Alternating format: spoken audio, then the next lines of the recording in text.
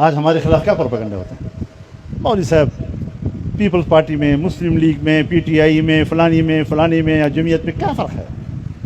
وہ بھی سیاست کرتے ہیں اور تم بھی سیاست کرتے ہو، وہ بھی ووٹ مانگتے ہیں، تم بھی ووٹ مانگتے ہو، وہ بھی اسمبلی میں جاتے ہیں، تم بھی اسمبلی میں جاتے ہو، وہ بھی کرسی کے طلبگار ہوتے ہیں، تم بھی کرسی کے طلبگار ہوتے ہو.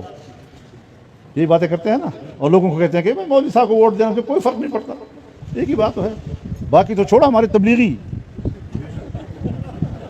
ان کو اللہ ہدایت دی، وہ یہ باتیں کرتے ہیں. انا للہ و انا الیہ راجعون. اب میں آپ سے ایک سوال کرتا ہوں. رسول اللہ صلی اللہ علیہ وسلم جنگ کی تیاری کرتے تھے تو تیاری میں تلوار پہنتے تھے، بناتے بھی تھے، نیزہ بھی بناتے تھے، نیزہ مارنے والا آلہ بھی بناتے تھے، زرہ بھی پہنتے تھے.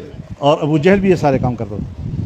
وہ بھی تلوار بناتا تھا لڑنے کے لیے، وہ بھی زرہ پہنتا تھا، وہ بھی نیزہ بناتا تھا، یہ بھی گھوڑے تیار کرتے تھے، وہ بھی گھوڑے تیار کرتے تھے. اب آپ کھڑے ہو کر کہیں کہ پھر نبی اور اس میں کیا فرق ہوا؟ وہ بھی تو یہی کام کرتا تھا، تو یہ بھی تو یہی کام کرتے ہیں. وہ کم بخت، نبی کا کام جہاد کے لیے تھا، وہ اللہ کی دین کی حاکمیت کے لیے تھا.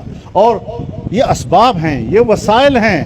وسائل میں یکسانیت ہو سکتی ہے لیکن مقاصد میں یکسانیت نہیں ہے. ہم جس مقصد کی جنگ لڑ رہے ہیں اور سیاست کو جس مقصد کا وسیلہ بنا رہے ہیں، وہ سیاست کو کسی اور چیز کا وسیلہ بنا رہے ہیں. تو اس سیاست کو رسول اللہ کی تلوار بنا دو اور ابو جہل کی تلوار کو توڑو. اس سیاست کو رسول اللہ صلی اللہ علیہ وسلم کا نیزہ بناؤ اور ابو جہل کے نیزے کو توڑو.